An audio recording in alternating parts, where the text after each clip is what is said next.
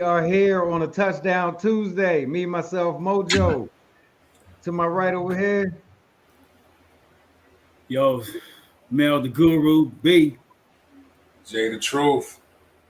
And we here. We gonna talk about what happened week one. We gotta wrap it up. I don't know how you guys did in fantasy. I think things could have gone better, for a lot of us out there.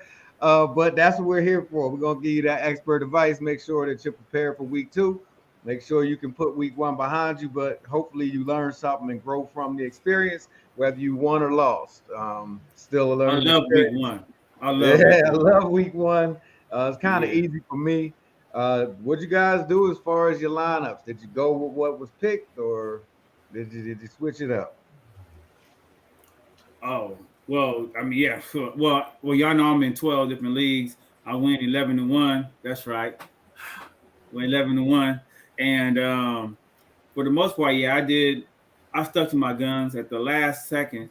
I had to drop. In one league, I had to drop Pierce to pick up a kicker. It's a really small league, an 8-person league. So I had to pick up a kicker, Oh, McManus, but I won by 12, and he got me them 12. So it was a good coach call at the end. All right. Yeah, I did the same thing. I pretty much stuck with my draft. I didn't do too much. Matter of fact, I didn't do any switching out this first week, and I went. I'm 6-0, 6-0 so far. Um, Word, word. no issues. I mean, few issues, but just some things we're going to be talking about to look at, and if we need to make some adjustments, I might be making some adjustments this coming week, but they're pretty good. I think I made two moves. One cost me a week. I lost one league by 6 points. I took out Buffalo's defense and put in Cleveland and lost by 6 points. But the difference in the defenses was about 40 points, so gave that one away. And then I moved somebody out of the lineup that was hurt. But other than that, I stuck with what I got in the draft. Um, but yeah, I went 4-4 this week. It was a rough week for me, and Hey, most yo, of didn't hey, yo, most didn't of them Cleveland were play really close. Carolina? Huh? No, I played Didn't Cleveland. I played. Yeah, they did. And Wow, the disrespect for Carolina. Wow. yeah, and you can catch me later on. I'll be repping Carolina on the Matchup Madness show. But anyway, that's neither here nor there.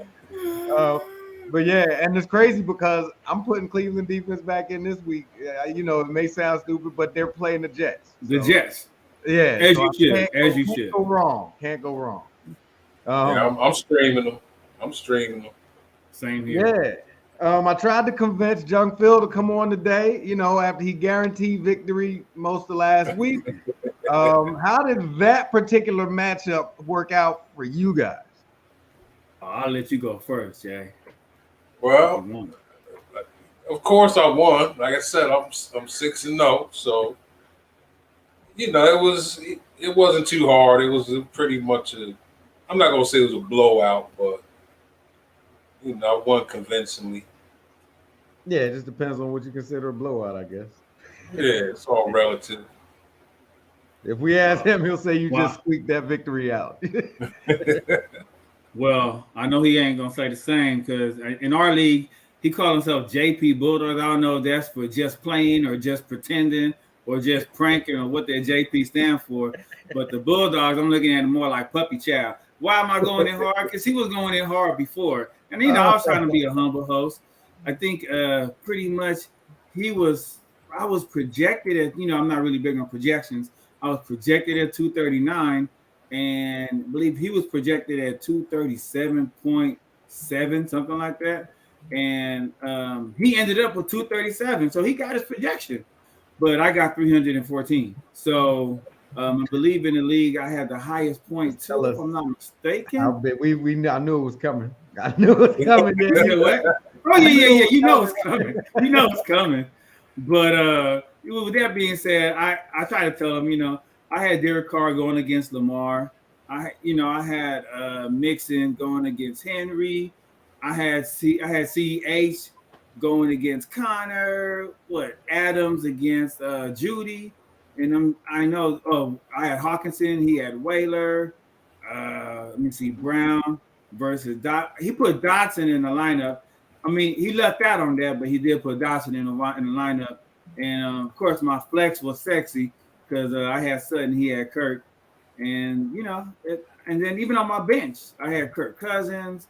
I had, just guys who was just putting numbers up. Henderson, Terry McLaurin.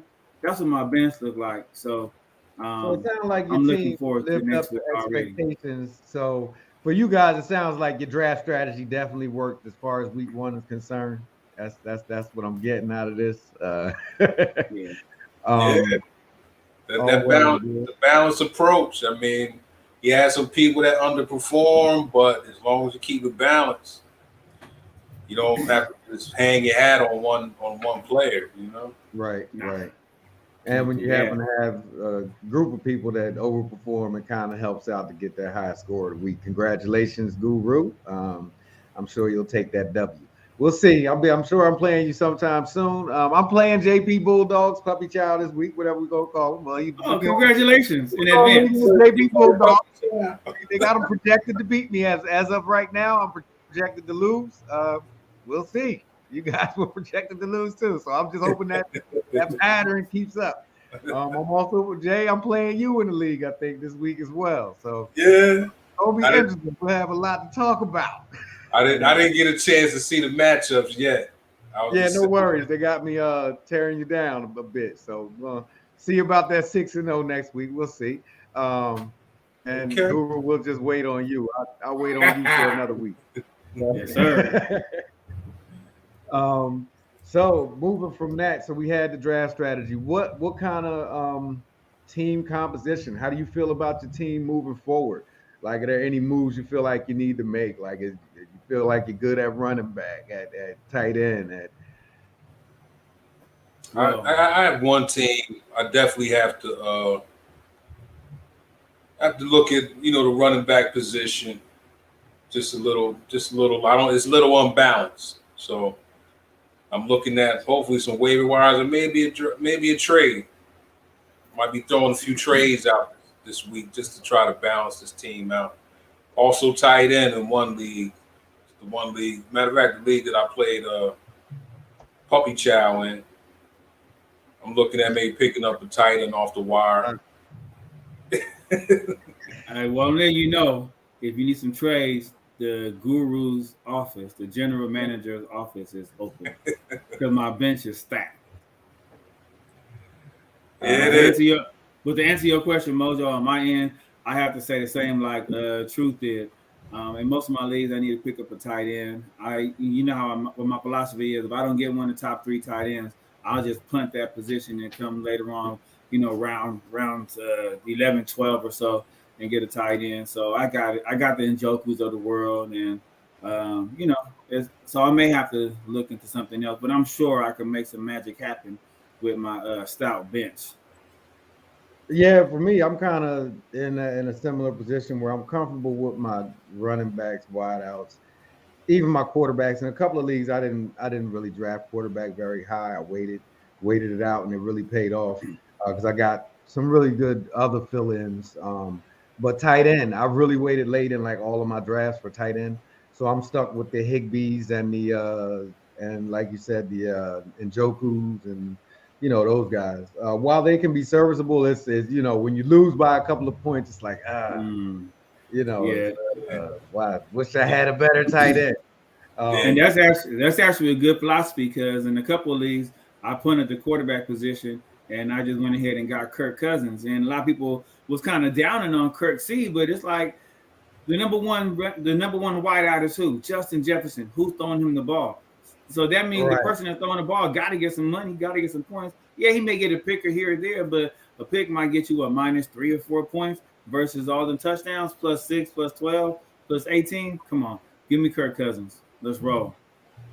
Yeah. Kirk Cousins, Matthew Stafford. Yeah, they're definitely point getters in fantasy that may not be big winners in life, but in fantasy they definitely can be serviceable. Jay, you brought up something. Possible trades. Is it too early to trade? Like if you're trading now, Do you feel like you're really missing something, or you're just trying to round that team out? What do you know? Well, part of my draft strategy, like when I don't, and I'm talking particularly that the team I was just talking about. I had some other players fell to me, so I ended up passing on a running back in the third, fourth round, where I probably should have, where I would have been much more balanced if I took him. But what I do have is some trade bait. I have several wide receivers in that league. Like I'm looking at trading like CD Lamb, and I'll be fine, or Sutton. So I'm just looking for somebody who, is down, down the trade. It depends, but I can let go of some wide receivers and try to pick up a decent back to fill that position, or tight end, and I'll be fine at wide receiver. So it's not particularly. I mean, I would say if it's too early for a trade in the sense of, trade. I'm looking at play. I just want this player because he's doing well. It was more of my strategy when I drafted that I was looking to see, okay, which wide receivers am I going to keep, and which two am I going to put up for trade to try to do something about getting the back after the season starts. Okay. What's your thoughts, Bill? Oh, same. I agree with 100% of what Truth just said. I don't have nothing much to add. It's always trade talk time. Always trade talk time. Well, you know me. I already made 2 trades this year before week 1. So hey, it's never too early to trade in my book. But it's like you mentioned, CD Lamb. How much value does he hold right now? We're not going to pick on any teams, but there's a particular team that looked terrible even before their starting quarterback got hurt. They just looked completely out of sync. And with another quarterback being in there for weeks, I mean, do you think you could get some decent value, or would you think maybe you hold on to him a couple of weeks? Well, that backup quarterback, he had some decent wins last year. I mean, he's not a bad quarterback. So I don't really think it's going to take away from CeeDee Lamb's production now that them being in sync or not is just something that's going to happen. But it normally does, his first game of the season. And I'm looking at Dallas fans, part of that that's part of the trade too. I mean, I know there's a couple people that just, they like to pick their players. And CeeDee Lamb's going to show up. I'm not. If I don't trade him, I think he'll be fine.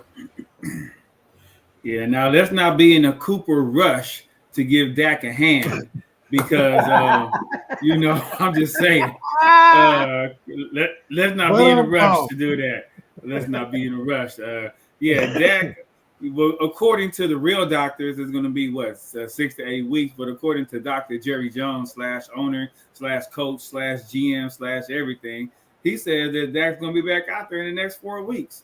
Personally, I think he's just saying that because really behind the scenes, they're trying to go after maybe a Jimmy G or somebody else to try to salvage their year. Because Cooper Rush is not the answer, but I think they're just trying to play coy so that they can lower the trade capital for whoever they're trying to get. Yeah. And like maybe he didn't saw what happened to Russell Wilson last year. Yeah. And if you look at it, Rush didn't look terrible, and he didn't look terrible last year when he filled in for Dak. But like you say, I don't think he's the answer. I don't think San Francisco's giving up Jimmy G, first of all. They're not sold on Trey. So that's why they signed him. That's why they re-signed him. I don't think they're giving him up. And I don't think Dallas is looking for him. I think they're trying to tank, to be honest. Because number one, Dak was smiling when he was going off the field while they were throwing trash at him. Okay. He pulled himself out the game. And I'm saying, the game wasn't even over, and Jerry Jones was already announcing that he was going to need surgery and be out for 6 to 8 weeks. So I'm trying to figure out how you figured all of that out in that little tent on the sideline within 15 minutes. That was the fourth quarter when he got hurt. So there was no MRI done. The surgery hadn't been performed. Meanwhile, Dr. Jones was already announcing that he was having surgery and will be out for multiple weeks. So all of it seemed a little quick to me. But hey, so it goes in Dallas. They may be looking to move up in the draft next year. Who knows? We don't really know. We're not Mr. Jones because he's the coach, the GM, the owner, the doctor. He's all that. He might as well go out in there and play quarterback. True. Yeah. So Guru had brought up something to me earlier. We talk about all the positions. We even talk about defense every now and then. Nobody mentions the kicker. Are they really helpful in fantasy? Do we need them? I know they play, but should they be added to special teams and defense, or can they be helpful to you? I mean, my kicker one of my kickers put up 17 points this week, so they can definitely be helpful. I like them being in a separate position than being, So I think some leagues do link them all together with defense, but I like having. I'm sorry. Go ahead. No, go ahead, bro. No, I don't mind having a separate kicker. I'm not gonna lie though. I mean, I usually don't. I usually just, I'm not really drafting a kicker, drafting and researching kickers, but I will just look for the best available. Mm-hmm. So, well, I mean, kickers are essential. What I was saying earlier was like, not the tees, like kicking tees, but but kicking those threes, because with a kicker, depending on your format. Now, definitely not in the standard. Well, probably not in the standard format because you really don't get points. That's why I don't do standard leagues. But when you have PPR or PPR league, and you get, especially if you got a league where you get the bonus for like 50 yards, 60 yarders, man, Young Way Cool helped me out. I got him in like 8 leagues this year. I just really picked him up streaming at the end of the draft and off waivers for most of them. And in some leagues, one league he had me 24 points, the other one's 19 and 17 respectively, which is more than some of the primetime players on my opponent's team. So I definitely say that. And in one other league, I picked up Denver's kicker at the very last second, and he helped me to a championship that I would have lost by 1, but instead I won by 11. So actually, my kicker was Young Way Cool. There you go. Those points. I've won games. I've won weeks because of a kicker. Where if you win by a point and your kicker had 24 points, I got to give that kicker some credit. I actually lost by 16 in the league this week, and I had Devontae Smith and Matt Prater. So between them, they got 1 point. So wow, that's why I'm like, I know I took a couple of L's this week, but I can't be mad at that lineup. I would expect between Devontae Smith and Matt Prater, I can get 16 points. Yeah, so Prater should have did better. That's supposed to be a shootout, but. Yeah, and the only thing I look for in a kicker, at the end of the draft with the last pick is I'm looking for the kicker that's on the team that doesn't score touchdowns. Right. I'm looking for that kicker where they maybe can move the ball and get, down inside the 30 or whatever, and they just don't score. There's a few teams like that. So I'm looking for those guys, Now for me, my kicker choice is the reason I like Young Way Cool is because he's with Atlanta Falcons. Not that I'm a strong supporter of Atlanta Falcons, but they play in the Dome, and they play against the New Orleans Saints who play in the Dome. So you guaranteed, and they're the same division rivalry. So you guaranteed at least 4 games automatically off the bat. You got 4 Dome games off the bat. Not to mention when they're playing out with the, depending on who they're playing, you have other Dome games. So that's going to be really important, especially when they're playing at home, every home game. Right. Yeah, exactly. That does make a difference. That's very good point. That's 8 plus 2 off the bat. That's 10 games. 10 out of 18 games, I know I have Dome action. So that's why I like those kickers. Yeah, makes it different. I've seen people lose championships by a point. Kickers definitely different. And they out there. Y'all can have that advice for free. In Chicago. You know what I'm saying? In the middle of December, kicking into the wind. You know what I'm saying? Double doink. Yeah, Exactly. yeah. That's championship time, you know. But yeah, that Yes, also sir. goes back to what you're saying about the team composition and how you construct your team. And I think the average situation is most people don't pick kicker until the end anyway. But at that point, you still want to make sure you know which kicker you're getting and just work the waiver. And if that kicker is not working, I'm sure there's a lot of kickers on the waiver. It's not like other positions. If you in a 12-person league with 32 teams, so there's probably about 20 kickers on the waiver. Because Yeah, I don't think anybody's gonna hold 2 kickers. Hopefully, not. yeah. Yeah, Well, one year we had a guy who left the draft room. And he ended up with like 10 kickers on his bench. It was ridiculous. But that was years and years ago when we were first figuring out how to set that draft up right. Wow. Shout out to Ouch. Mr. Bird. Mike. Wow. Yeah. All right, so we got a real big thing here now.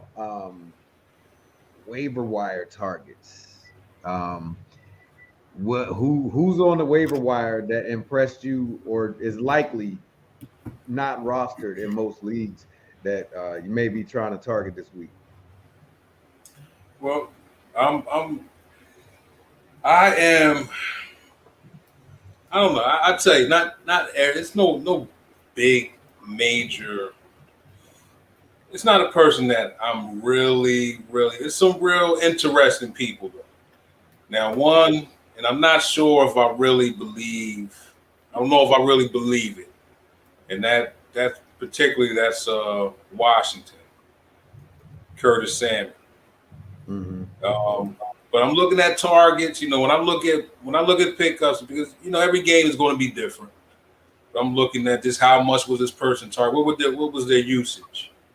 You know, he got some rush attempts, 11 targets, 55 receiving yards, which isn't but the target share is what I'm looking at, and I'm also looking at the usage in the running game.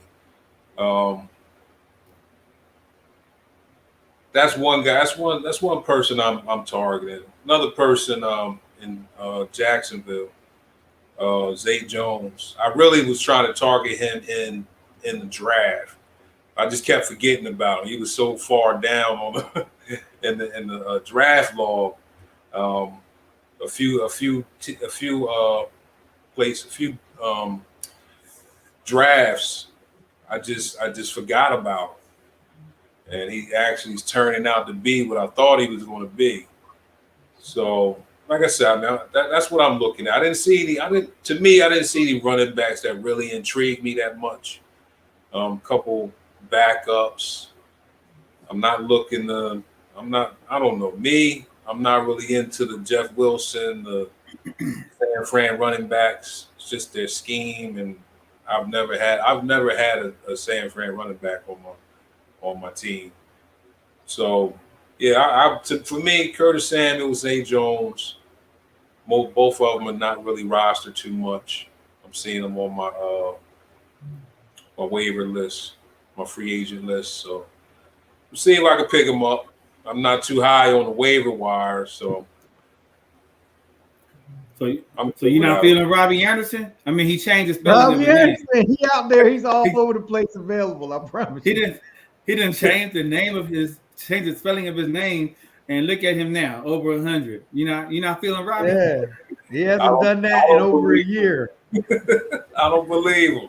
That's the first first because he always does that. Yeah. Week 1 and then week 4, you in there like, why is this guy on my team? Yeah, no, but shout out to the Carolina Panthers. I definitely agree with you as it relates to Samuels and Jones, the obvious number 2 receivers on the respective teams.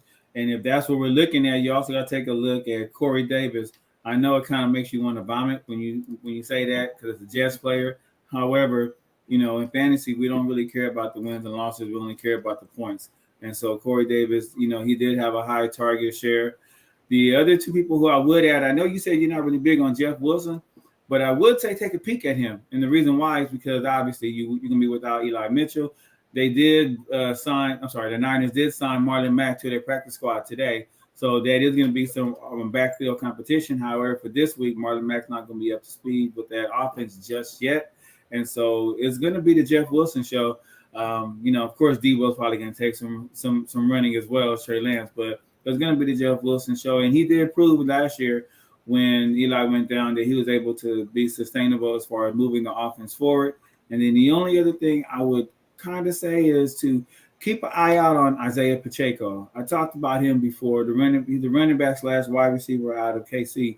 And as long as they are up, he's going to be in. So, and I'm looking at the upcoming schedule for Kansas City, and they should be having some pretty dominant victories. So therefore, Pacheco gets in. So that's another thing is if you see a team that's going to pretty much, you think they're going to have a landslide victory, the running backs, the backups come in the game a lot quicker than normal. Yeah, you know what? I think with Jeff Wilson, in fantasy, sometimes when you get burnt by a person, you always have. So it's personal. It's personal. It's about 30% personal because he's been in the league. He's been in the league for a while, but I've been there before with him, and I'm just not going to deal with him. But I think he can definitely do something. I know he can, but I'm not messing with him. And he's available in a lot of leagues. He's not rostered in a lot of leagues. I was looking at Curtis Samuel as well. I looked past Robbie Anderson, but nobody's talking about Landry. I mean, he came out and had a day with Jameis, and that's, who's expecting it? I mean, that's why he's not rostered in a lot of places. But if they have that type of rapport all year, that could get interesting because I think actually Jameis is not rostered in a lot of leagues. I have him in like 2 leagues, In one league, I have him as my starter. I'm a believer in Mr. Winston. I think he's shown me over the years what he's capable of. I think once he got those contact lenses, the interceptions go down. If he didn't get hurt last year, he might have had another great year. 5,000 yards again or something like that. If he can just cut down on the interceptions, he can be a dangerous quarterback. And so Landry could definitely benefit from that. I don't know that I'd take him off the wire, but just some targets out there that if you are really struggling at wide receiver, it might be worth taking that flyer on, So we all seem to be on board with Curtis Samuel. So let me ask you, both of you are more NFC East professionals. So is Washington for real? Something that Jay had brought up earlier. Another name that's on the waiver wire that nobody brought up. Carson Wentz. 5 touchdowns, was it? What's your take, Jay? I'm an Eagles fan. I mean, it's hard. I don't know. And that's why Landry wasn't on my list. Right? He had 313, 4 touchdowns, 2 interceptions. I mean, he did it. Now, whether that's going to be a weekly thing, it's not like Carson is a bad quarterback. I mean, he did build Eagles to a championship, right? A championship run, didn't he? I think I remember that something. Yeah, he got us there, and he got hurt. It was a long time ago, but I think I remember that. Yeah, he got got it. All I remember is winning the Super Bowl. The rest of it's foggy. Hey, I don't. He may be real. I tell you, it's not like he can't do it. Now, if everything, the atmosphere is right in Washington, and I mean, what they play in Detroit this week coming up. They just gave the Eagles a tough time. They blitzed all day. Yeah, but we also scored 35 on them. I mean, Carson's, he's used to that. He's been. And with Wentz's victory, do we take into account the opponent? You know, I'm not grabbing him off the wire. I don't care who my backup quarterback is. It won't be him. Um, but Well, If he does it this week, will you? I don't know. ah, ah, that's now because I think against I will say he might be out after this week. You know, if they blitz him anywhere near to as much as they blitz Mr. Hurts, he'll be on the injury report next week. So yeah, we'll now see. I will say this. Let me add this as far as being a defensive move. While you may not want to pick him up, for those people who have Dak Prescott, who obviously are not going to have a quarterback, and I don't again Cooper Rush not the answer. They may be trying to go out there and seek out somebody like a Carson Wentz or a Jameis. So again, if you're not trying to pick them up, that's fine. But sometimes in fantasy, you have to play defensively and have to block your opponent. Right. Makes sense to me. Either Or this just week get or the that next. trade bait because you may be able to pick them up, and then that same person may give you a running back or wide receiver for Carson Wentz. You know, he comes out and does it again against Detroit, and they're still in need. You're absolutely right. Just won't be me. But yeah, but it was Jacksonville. So do we take some of that and say, well, it was Jacksonville?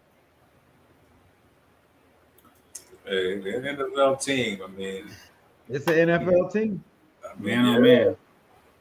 He could. Yeah, yeah. Well, you always take the defense into Defense. consideration. Always, you always take them into consideration. However, like True said, they're still an NFL team, so he still had to throw the ball. The O line still had to block, give him the pass block timings. He still had to be able to throw the ball. Receivers still had to catch the ball. They still had to break tackle. Still had to get to the end zone. So we can poo-poo on the defense if we want to, but I guarantee you, if it was you or me out there, it'd be a lot different. Yeah, it definitely, but it has definitely crossed my mind to try to get him. But my issue this week is I'm not high on the waivers, so somebody probably will pick him up. But I don't know, I'll pick him up just to hold him, and if he does it next week, somebody will want him. And if they're that pass heavy, 41 pass attempts is a lot. So if they're going that pass heavy, he might be worth the pickup just to get the yards every week. And if he's getting touchdowns, because he's definitely a fit. He definitely knows how to play the game. And he might be revived to that 2016, 2017 form. But he still had 2 picks too. And Moser, let me add one quick thing before we pivot off of this.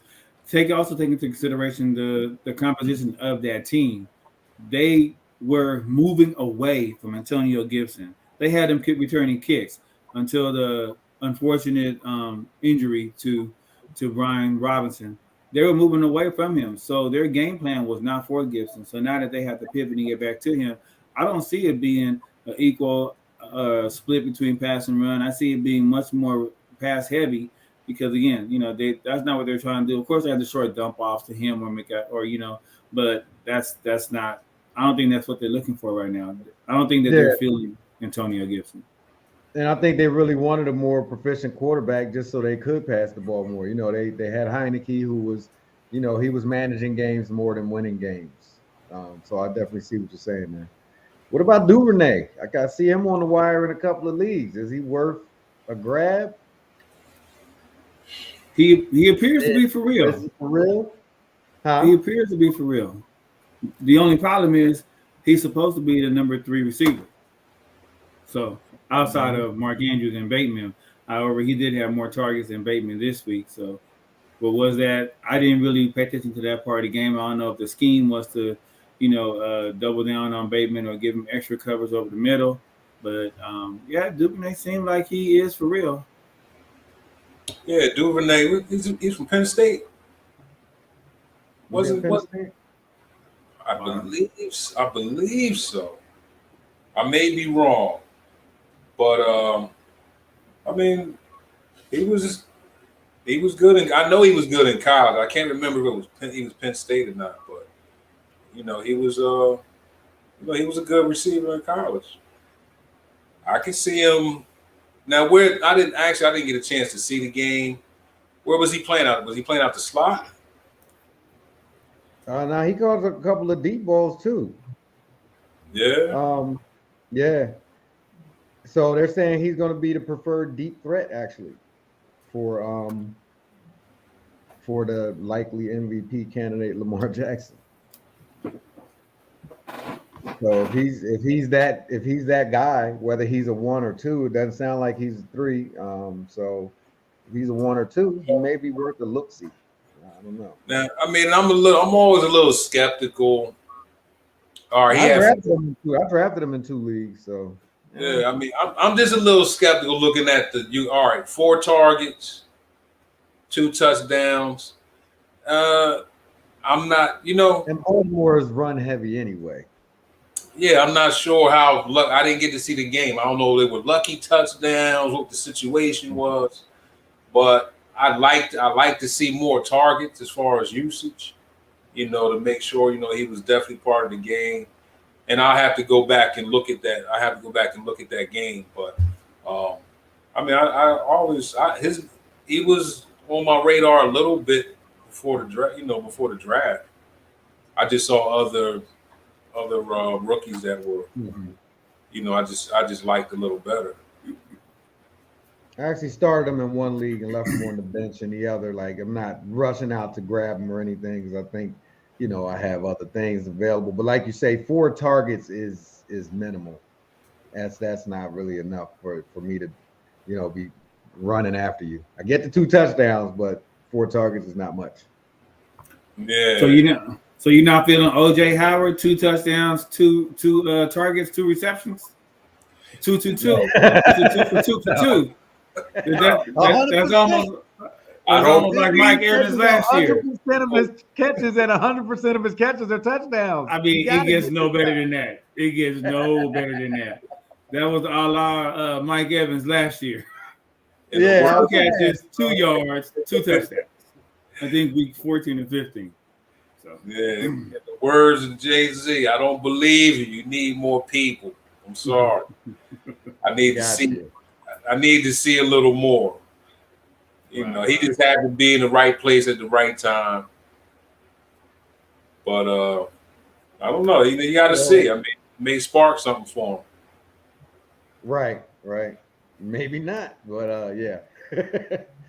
But if you're gonna, if you're looking at the waiver wire, that means you got somebody on your team that can get the boot. You drafted them, and they're expendable. After week 1, they're already expendable. Who you got, Jay? Knox. Yeah. You said who? Knox. Knox. Yeah, that 1 point he put up was not impressive, sir. You didn't like that? No, I got him in a couple of leagues and thinking I'm getting a steal in the draft, Yeah, right. I was disappointed, really disappointed, and his usage and everything. It's a lot. I mean, they have a lot of mouths to feed over there too. Yeah. But I'm definitely that's the league where I'm really looking for a tight end, and I may have to make a trade or try to make a trade. But he's one. I really had to think about it. I don't want to do it, but it's so many other tight ends that can put up the same numbers. I can't see him making any major change. He did the same thing last year.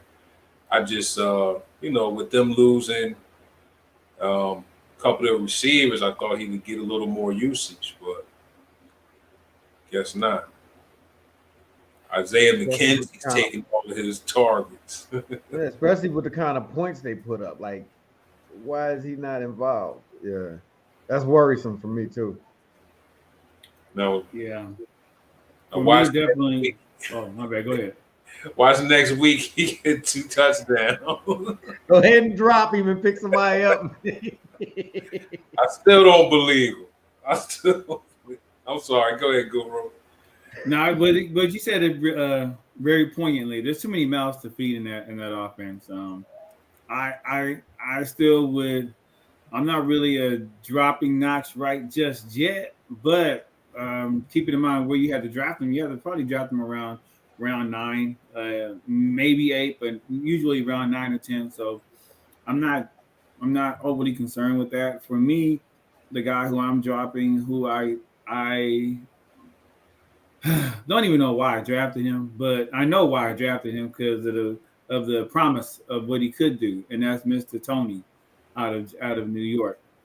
Now, he's a prolific player, a phenomenal athlete. Once he gets the ball in his hand, the only problem is I don't know what the Giants are doing. I don't know if he crashed the owner's car. I don't know if he took the coach's daughter out. I don't know what he did wrong, but he is not getting the targets.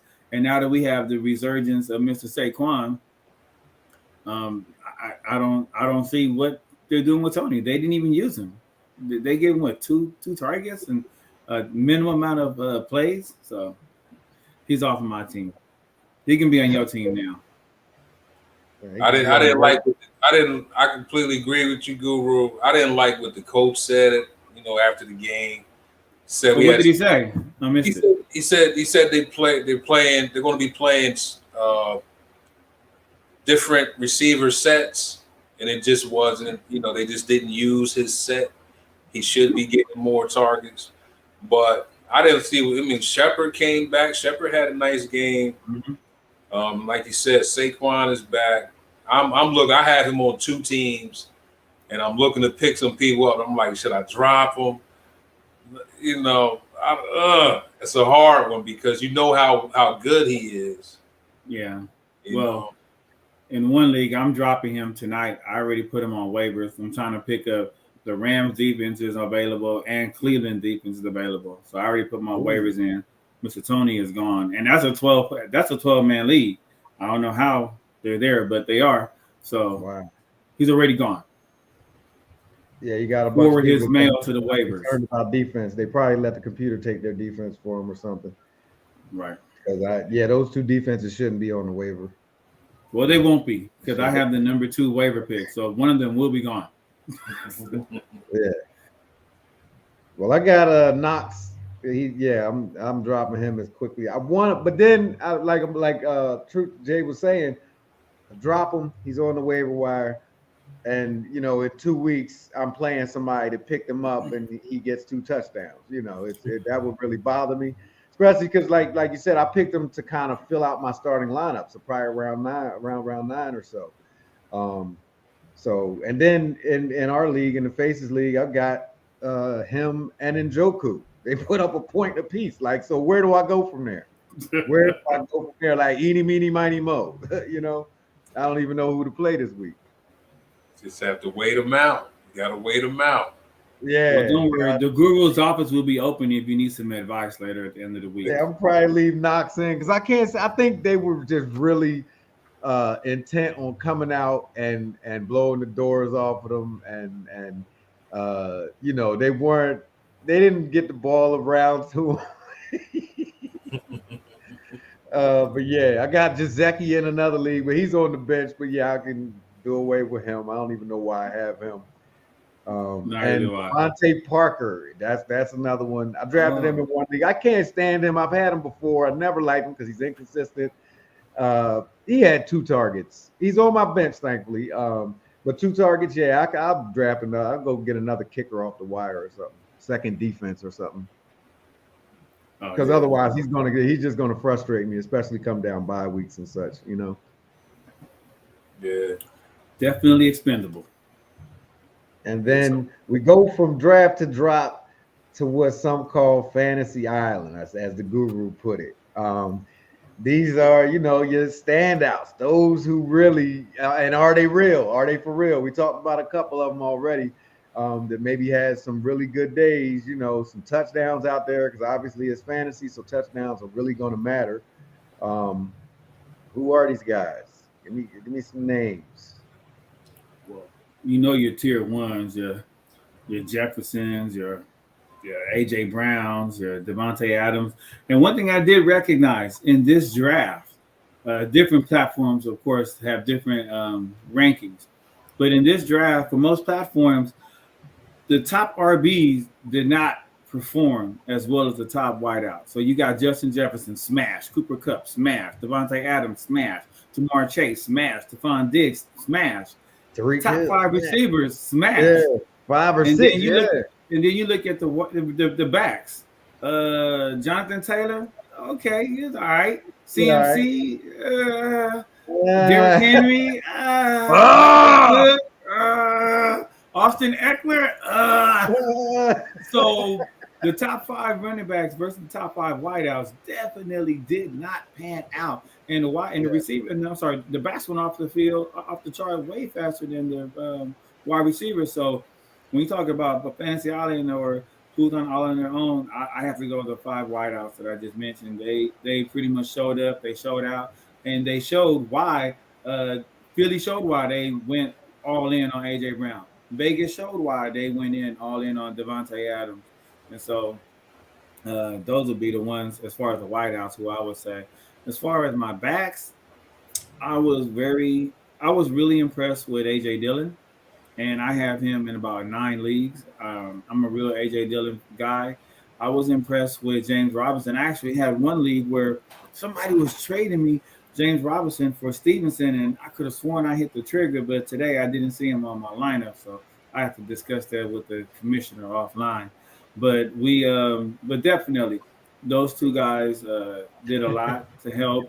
CEH, for all purposes intended, taking the fact that the game was in garbage time quickly. But when you look at it per snap basis, he definitely stood out on an island of his own. And so the wideouts, those are the wideouts that I had. And of course, Mr. Kelsey is Mr. Kelsey. He's Zeus. Yes. I had Kelsey's he's been on the island for a long time now. He's a definite when he's in the game. He's a definite. And honestly, I have to agree with you, Guru. The wide receivers from Cup to Jefferson to Chase, they all came out as billed. They came out from what they were supposed to be. The running backs, it seemed like the 2nd, 3rd, 4th round running backs that did a little better than your top running backs. Besides Jonathan Taylor, of course, he was good. But Henry didn't do much. But you had your Kareem Hunt. You had somebody's number 1 pick, Chubb. Saquon Barkley showed up. So it was funny how that worked out. Even you go to James Robinson. I mean, he was going what 10th round? Yeah, and even on waivers. Yeah, he's going on waivers in some leagues. So yeah, that was honestly that was a weird one. I don't expect that to be the norm. I think this week, they'll knock the cobwebs off and show up. But yeah, that's exactly how it went this week. No, wide receivers did their thing. Yeah. And I think, like you say, Jay, especially as the season moves along, it seemed like everybody wanted to showcase their quarterback, no matter who he may be. Even Joe Flacco was out there slinging that thing around. Gino. Okay. So yeah, it didn't matter who your quarterback was. Like, we're gonna show what you could do. Actually, I have one correction, Mojo. Everybody wanted to showcase their quarterback except for the one team that has a $257 million quarterback. Denver didn't want to put the ball in Russell Wilson's hand for whatever reason. So 4th and 5, and it was still like a good 20 seconds left or something. Like it was enough time. They could have ran at least another play, get closer to field goal range. I didn't understand that myself. Seemed like a pretty long field goal. What was it, 65 yards? 64 yards. It was a minute and 30 left on the clock. It was enough time to run another play to the sideline, get them within a reasonable range. Well, even before that, there was a minute 30 left on the clock when they decided to keep on running the ball, and they didn't get it. And there was 4th and 1 with 30 seconds left. They could have put it in the hands of Russell Wilson, and and nobody would fault you if you put the ball in the hands of Russell Wilson or even Jay Will or even Melvin Gordon. Absolutely, nobody would fault you. They would just say, "Oh man, didn't work out." Moving on. But now Hackett should probably get the Hackett because that's what he's a specialist at too. That's why you brought him in to win you games in crunch time. Maybe they were looking at their game where where Seattle didn't hand the ball off to beast mode on the 1 yard line and decided to throw it. maybe they were inspired by that game, possibly. And on the flip side of that, Seattle did the exact opposite. They left the ball in Geno's hands when they could have easily just kept handing it to Penny. I needed like 10, 11 more yards to win a week from Penny, and it didn't work out. Boy, yeah, all of my games were super close. So, yeah, that was disappointing. I'm sitting there like one more, give him the ball one more time, and I'd have probably won. I lost that one by 6 points. So, and he was right at 60 yards. Another 10 yards, I'd have probably been good. But that's neither here nor there. But it's odd that they trusted Geno Smith to make something happen, to get something done. Meanwhile, you got a $50 million quarterback over here, and you're trying to kick a 65-yard field goal. It didn't make sense to me. That has been done only once in the NFL history. Only once has a 64-yarder been ever made in the NFL history. Not to mention McManus, going back to 2017, he made Jake Elliott. Oh, probably. But going back to 2017, 2019, 20, McManus has attempted 60-yard pluses and has never made one. He missed a 60. I believe he missed a 61-yarder in 17, a 62 in 19. He tried a 64, missed and it. But I guess they figured today's the day. Today's the day. And it was right down the middle. He doesn't have the leg. It's not gonna make it, guys. You don't have the leg. You don't have the leg. Right. Give me the leg. You know what I'm saying? No, man. Nobody mentioned Mr. Swift, DeAndre Swift. Oh, that was a bit of a surprise, and you know he was not a first rounder, but he definitely showed up. $140 something, I think, on the ground, and that's on like 15 carries. That kind of production is, if he can keep that up, if he can keep rocking at that tilt, he will be a first rounder next year. You know. Well, he doesn't have to do that much. He can slow down a little bit because I have Jamal Williams on a couple of leagues, so, and I don't have Swift anywhere, so he can slow down just a bit. It was hard for me. It was hard to get him this year. Sometimes he would go early second round, and then he drop all the way to 3-2. Sometimes, Wow. So I did. Yeah, I passed on him at the one spot because of the others like Chubb and Mixon. Mixon had a decent day too. So. I thought about it though. I remember looking at him, and I'm like, I think I might have been at the 3-4 spot, and I wanted picks. I think I kind of shied away from Swift this year because I had him. I don't know if it was last year or the year before, and it was just they weren't using him properly. It was too up and down. It wasn't really him. When they did have him out there, his production was stellar, but they just weren't giving him enough touches. If you can get him 17 touches every week, yeah, he's definitely worth a start. You know? Yeah. I might see if I could trade for him. I don't know. We'll see. Yeah, I'm going to see what he does week 2, because, again, it's still Detroit. I don't know. Yeah, was that you got to find out, was that just against the Eagles? And right. You know he's from Philadelphia, right? Yeah, you were telling me. I didn't know until now. Yeah, maybe he was trying to show out because he was home. Right. Like, y'all got Miles Sanders. Wouldn't you rather have me? Yeah, like he playing, I might have to go. Miles Sanders had a serviceable day, in my opinion. It wasn't, fantastic, but it was definitely serviceable. I noticed none of you guys mentioned any of these quarterbacks. These quarterbacks really, like I said, showed out. You got Josh Allen started the week off like going bananas. Quite a few of them just slinging the ball around. Carson Wentz in that list. Pat Mahomes won me a week. Yeah, well, I'm sorry, I forgot Mr. Mahomes. Yeah, he went bananas with 5. I don't like that dude. I mean, I don't like saying his name because it sounds. Well, you like hearing Jay Hurts because he helped me. Yeah, I like that. Yeah, he definitely did his thing with his arm and his legs. I like to see that.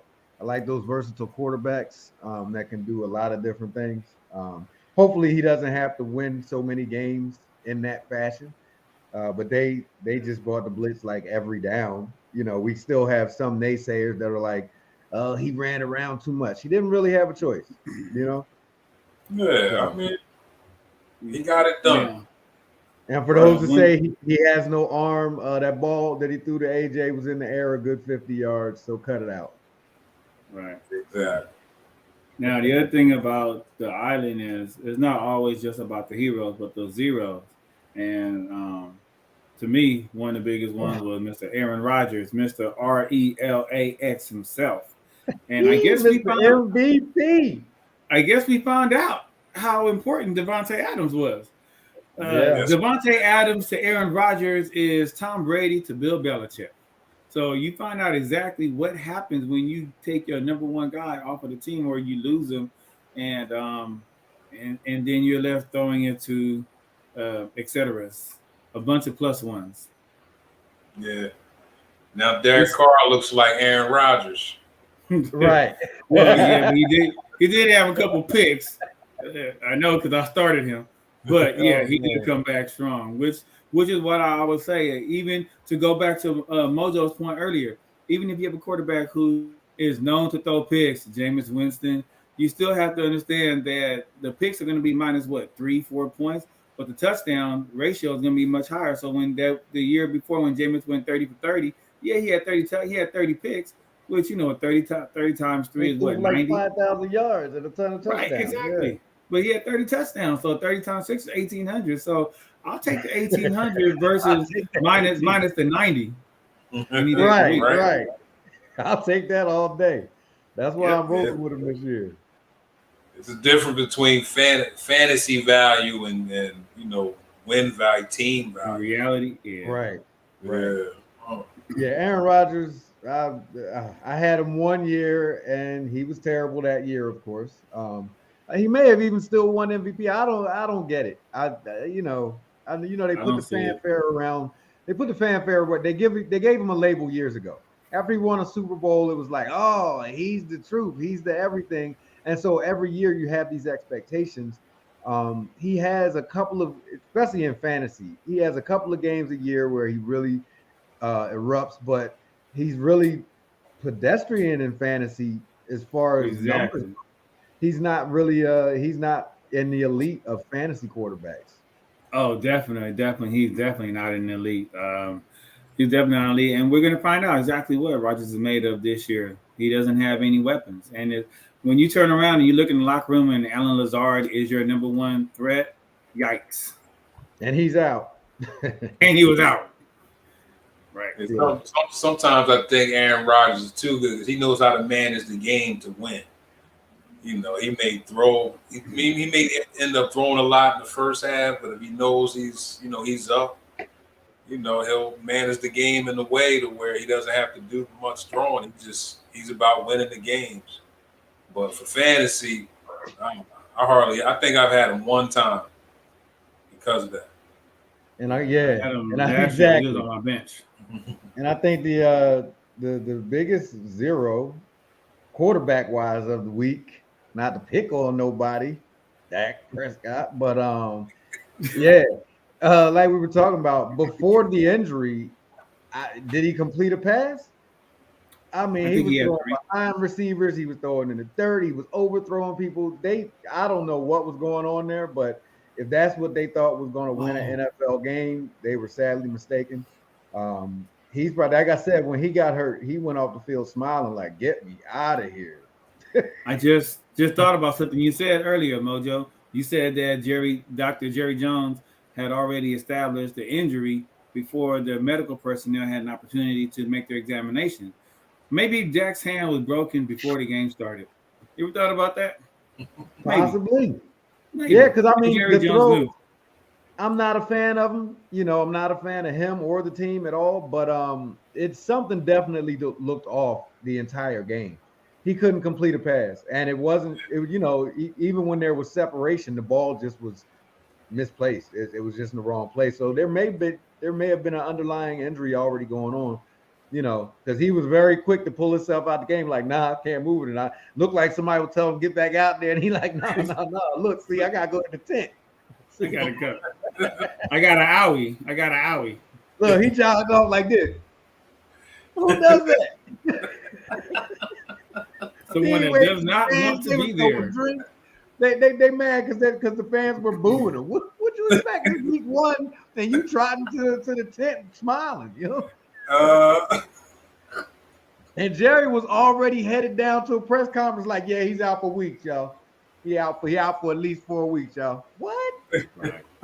Bro, what you guys were you in the tent? Oh man. That part. Yeah, he was, but they were looking bad before that. I don't know. So, what did you guys feel about the middle of the pack? Your Mitch Trubisky's, your Trey Lance's, your Kyler's, who should have been higher. What do you think about those guys? Yeah, Kyler hurt me. Yeah. Well, you said he was the middle of the pack. I still won in those leagues. He didn't do terrible, but he didn't really do what he was supposed to do.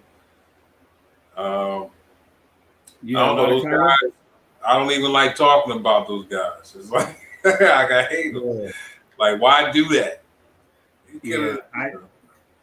I think I have Kyler in one league as a backup quarterback, but I didn't really have Kyler because I just didn't trust the weapons. I know D-Hop is out for the first 8 weeks, and then I'm not really.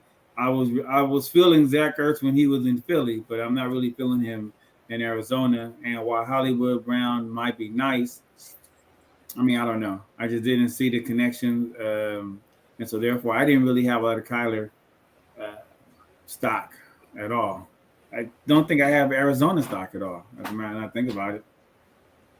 No, I think I've got Kyler in one league because my expectations were a little higher. I did have him in a league that I won last year. I had him and Hurts, and I started him every week, and every week he outperformed Hurts. And that's a keeper league, by the way. And in that league, I didn't set my keepers, so the computer kept set them for me. And based off projections for this year, the computer kept Hurts over Kyler Murray, which I'm so glad they did. Like you say, I think Hop being out is really going to affect the flow of that offense. But like you said, Ertz should excel while Hop is out. So that's going to be interesting to monitor. But Kyler Murray, he's a little guy that doesn't like to read the playbook, so I don't know, and doesn't like to watch film. We'll just have to see. But he's well paid. Practice? We talking about practice? Practice? What? Yeah, I can see that for basketball. This is football, buddy. This is a whole different monster. You got one game a week. Applicable. Yeah. Like, come on, man. You got it. On the team I have Kyler, I didn't want him. Quarterbacks just started flying off the board, and I just wanted to get the best I could, and that he was the best available at the time. I wasn't looking to get Kyler, but I have him in 2 leagues. But the one league I have Burrow too. So I think I'm gonna play Burrow this week. Yeah, he had a rough sledding this week, didn't he? Fantasy way, he threw a couple picks, but 5 turnovers. 5 turnovers. Yeah, 50. So that's where that touchdown and turnover balance got to come into play. It's a little skewed at that point, but he had 5 turnovers. But he still came back. That's the difference between doing well in fantasy and doing well in the game. I don't care how many picks you throw. Right, you can throw 5 of them all day, but you throw score 4 touchdowns. 350 and 3-4 touchdowns. I'm good. I don't give a, you're not my team.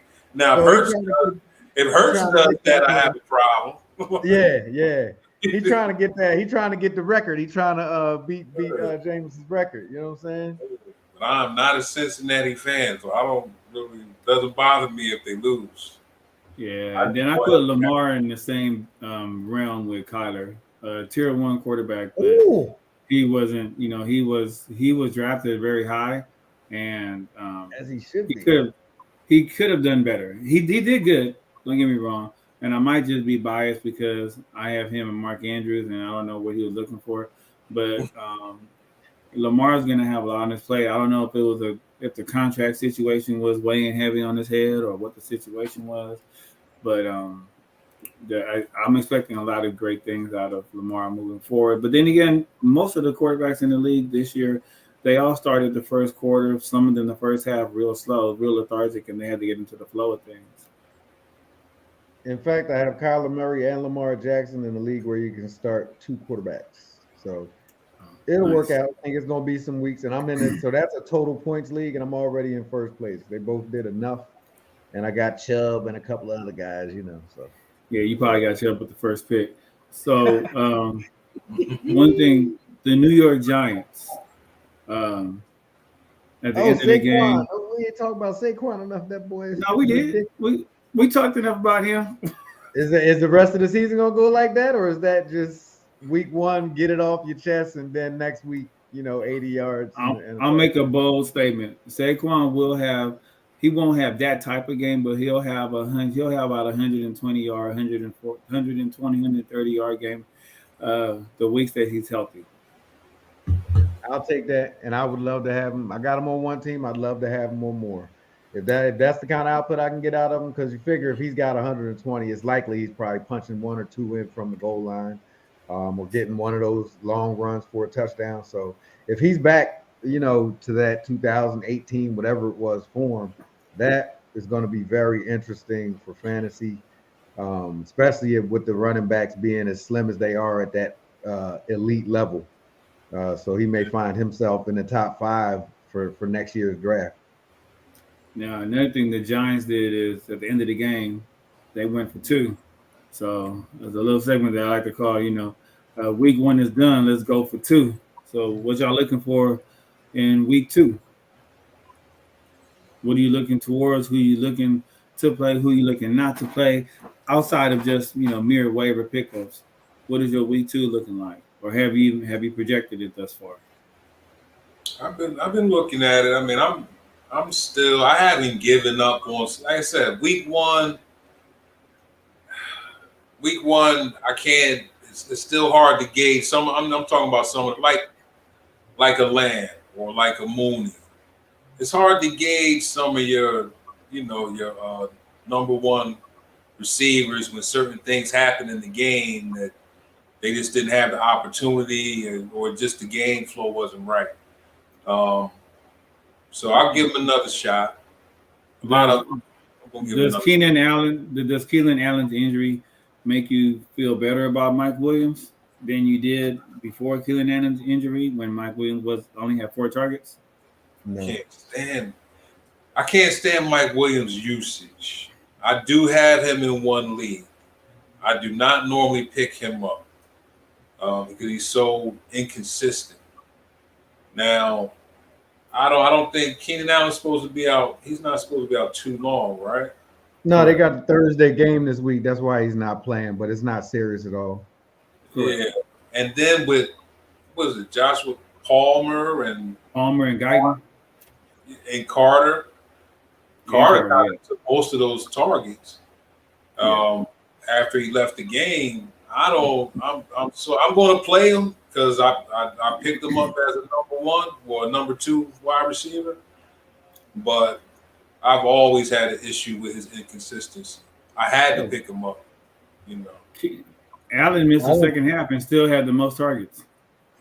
I don't think Mike Williams' usage goes up with Keenan Allen being out. I think somebody else is going to run the routes, and Mike Williams is going to be Mike Williams. I don't think the Keenan Allen injury affects his, and especially we're talking about just this week. I'm not running trying to get Mike Williams or anything like that, because Keenan Allen should be back next week, pretty much full health. So yeah, I'm not sold on that. I got one. My lineup, I'm gonna pretty much stay the same unless I got somebody that's injured. Like in one league, I do have Keenan, so I'll fill in for that. I'm having a rough time right now though because I have Devontae Smith on in my flex right now, and he got me 0. So it's kind of tough to put a guy back in there with a 0, but I'm gonna leave him in there in the flex because he's probably my best flex option that I have in that league. I'd like to promise you that he won't do worse. He can't do worse, man. Well, yes, he can. He can get a fumble.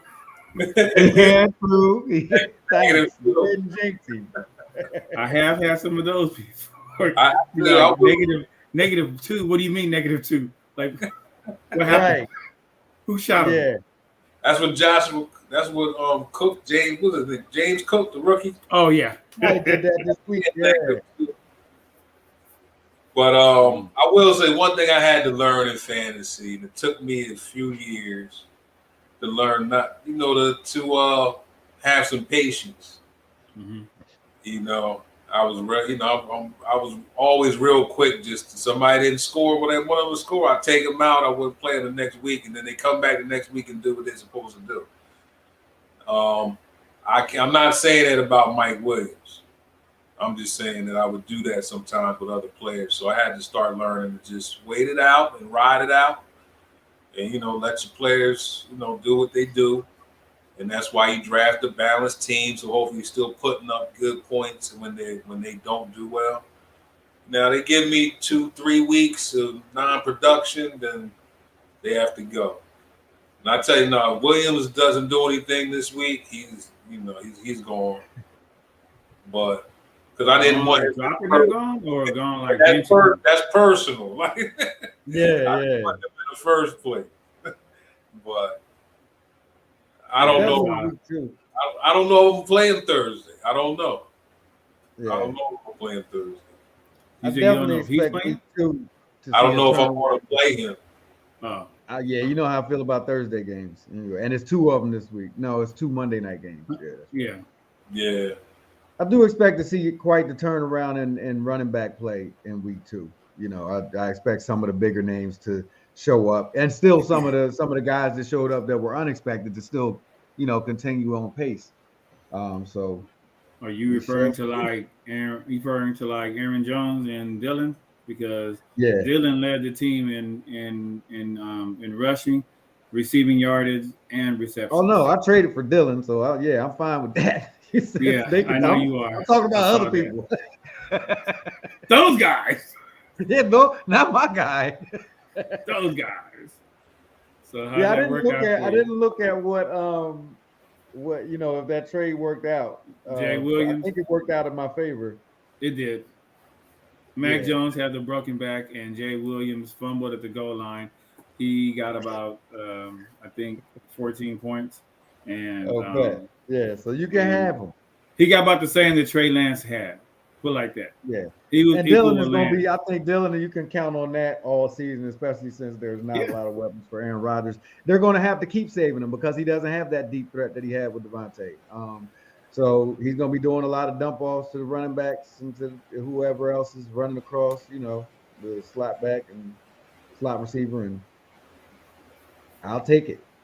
I'll take that every week. And he's in the flex. So, yeah. I saw Jay Williams dead. Seemed like he was getting some touches.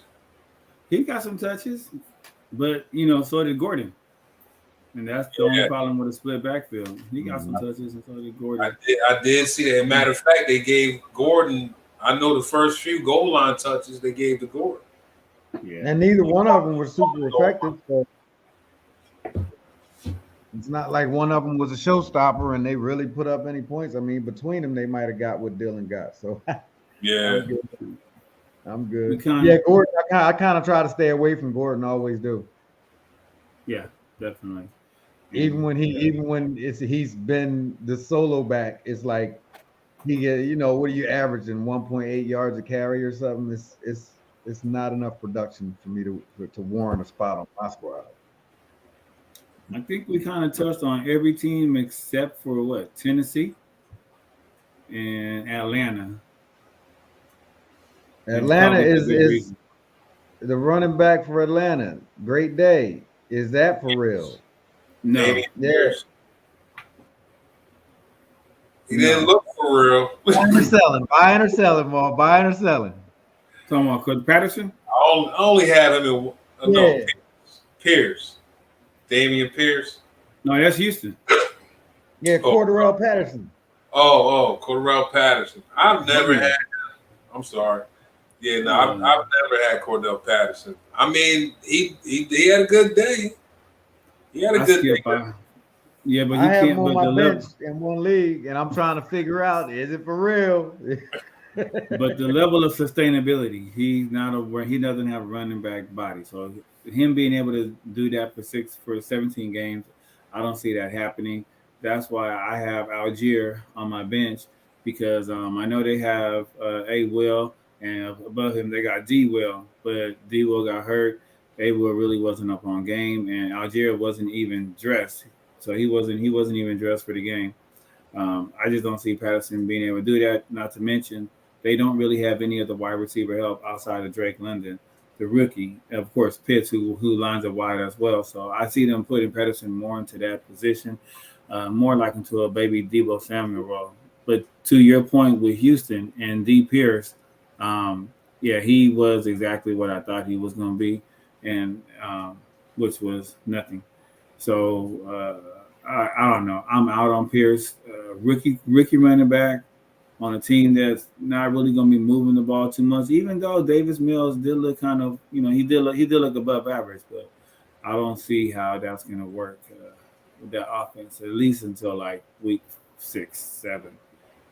Yeah, if not next season. I mean, they may need another piece or two. I mean, I think they're going to be good, but they may need I don't know, something. They're going to have to get in sync. Davis Mills looks all right.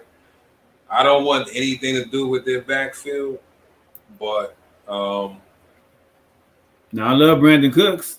yeah, I got him in like 5 leagues. yeah. Brandon Cooks, he's consistent, always has Mhm. been.